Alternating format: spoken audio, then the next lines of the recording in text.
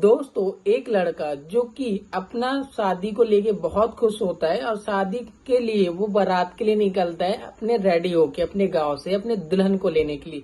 लेकिन उधर क्या था, दुल्हन की जो प्रेमिका है वो बिल्डिंग लगा के बैठे होते हैं दूल्हे का इंतजार में। और दूल्हे की जैसी पहुंचती गांव में वो उसके जितने प्रेमी होते वो लड़कों पे वार करते हैं चाकू और कैंची से।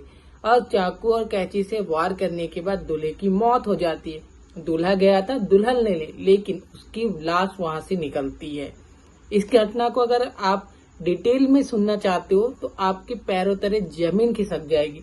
तो आइए इस कहानी और घटना को डिटेल में जानते हैं। तो मेरा नाम हेमंत है और जैसा कि ये घटना और कहानी है उत्तर प्रदेश अयोध्या के लगे गांव से, जहां एक 24 वर्षीय लड़का जिसका नाम सुरेंद्र था वह एक लड़की से विवाह रचाने के लिए तैयारी करता है।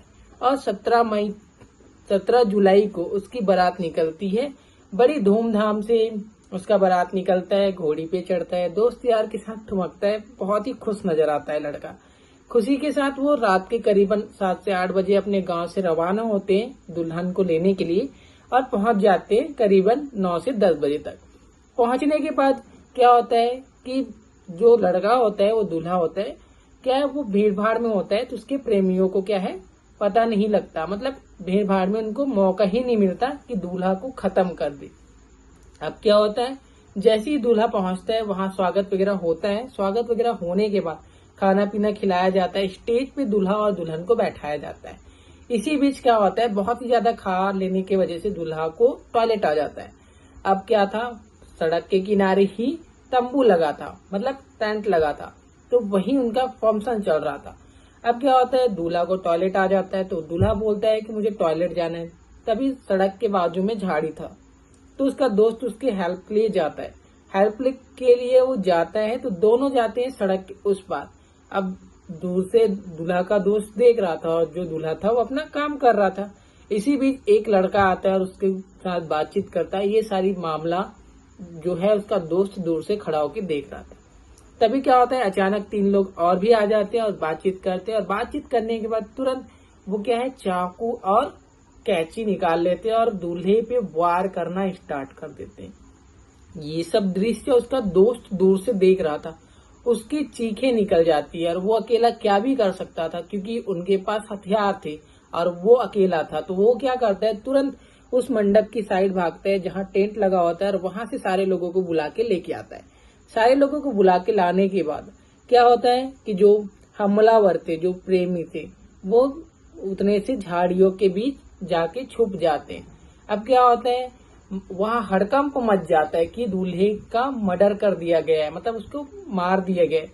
नजदीकी के जो क्लिनिक होते हैं, हॉस्पिटल, वहां लेके जाते हैं उस दूल्हे को और बोला जाता है कि इसको किसी भी हाल में बचा लो क्योंकि इसकी अभी हाल ही में शादी हुई है। लेकिन डॉक्टर जब चेक करते हैं तब बताते हैं कि इसकी तो चाकू और कैंची से धारदार इसके ऊपर वार किया गया है, तो इसकी मौके पर ही मौत हो गई है। अब इतना सब चीज होने के बाद क्या है, मामला पुलिस तक पहुंच जाता है। पुलिस मौके पर पहुंच जाती है। मौके पर पहुंचने के बाद ये सोच में पड़ जाती है कि आखिर दूल्हा को दुल्हन के घर में क्यों मारा गया और कौन हो सकता है वो जो मार सकता है। पुलिस जो है वो मामला में गंभीर हो चुकी थी तो समझ नहीं आ रहा था कि क्या किया जाए। तभी दुल्हन आती है और बोलती है कि मुझे पता है कि इसका मर्डर किसने किया है। तो सभी लोग हैरत अंगेज से देखते हैं दुल्हन की ओर, क्या पता दुल्हन ने ही इसका हत्या तो नहीं करा दिया है बोल के।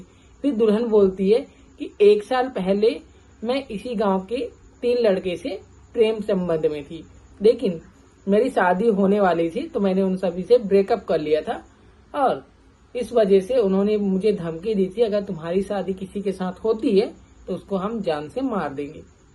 ये दुल्हन बताती है। दुल्हन बताती है एक का नाम पिंटू होता है, दूसरा का नाम लड्डू और तीसरा का नाम श्याम। तो फिर क्या है, पुलिस जो है पकड़ने के लिए उनको छानबीन करना स्टार्ट करती। तभी 2 लड़के पकड़ा जाते। पकड़ाने के बाद जो 2 लड़के होते वो अपना कहानी डिटेल से बताते हैं कि हम तीनों लड़के से ये लड़की बात किया करती थी लेकिन हमें पता नहीं था। एक पहले पिंटू से ब्रेकअप होने के बाद लड्डू से ब्रेकअप होने के बाद श्याम से बात करती थी।